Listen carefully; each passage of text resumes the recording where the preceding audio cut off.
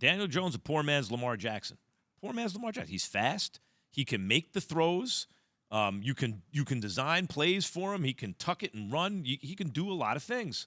And doesn't have any receivers, right? Actually, Lamar's got better receivers than Daniel Jones. But how much of an advantage, Key, do the Giants have with Wink Martindale as defensive coordinator? Well, I understand what you're trying to say about it being a poor man's Lamar Jackson, but let's slow that one down a little bit. I don't know why. It could potentially help. I've always said, though, just because you know somebody and you've been around them and you know their tendencies, it usually goes the other way. I've been in games where we thought, oh, yeah, we coaching, we know this, and they went out there and took us to the woodshed because we thought we knew something. Now, the Baltimore Ravens aren't stupid. They know that Wink Martindale understands some of Lamar's weaknesses and his strengths.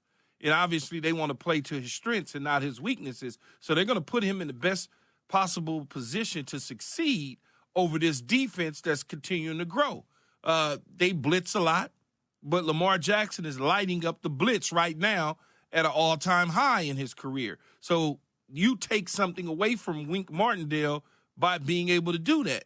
But he's not going to change. So, he's going to tell his players, this is what Lamar won't like. This is what you got to do to Lamar.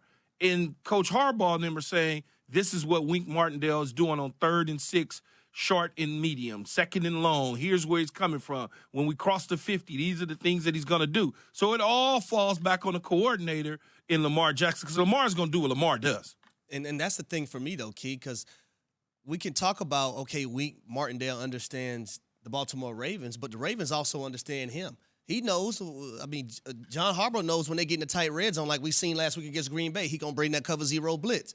What can we do? How are we going to be prepared for it? If it's signals we have to change, we're going to change our signals because he was here with us. So it works both ways. But I can say this, when you see a defensive coordinator, there's been times now Wink Martindale didn't got gashed as a DC.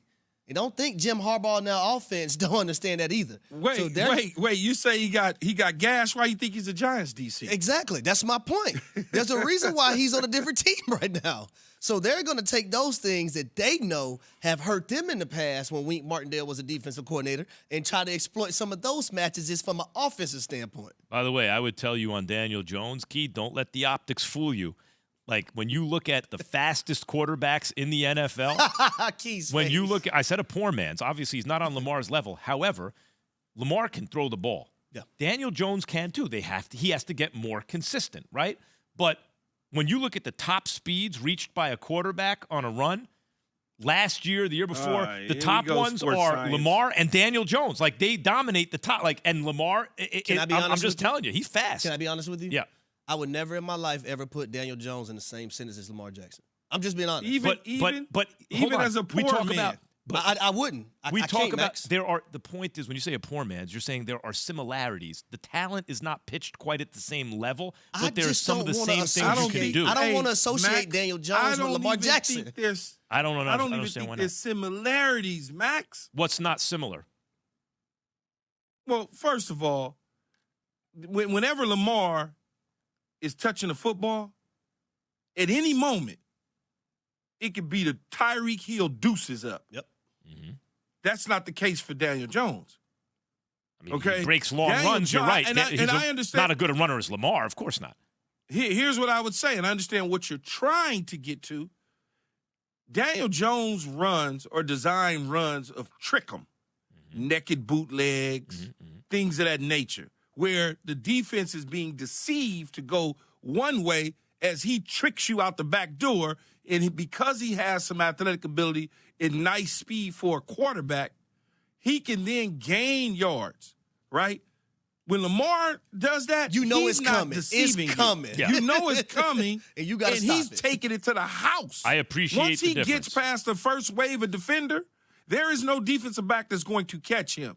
They're going to catch Daniel Jones. I get it. This from October 24, 2020. I looked it up as we're talking.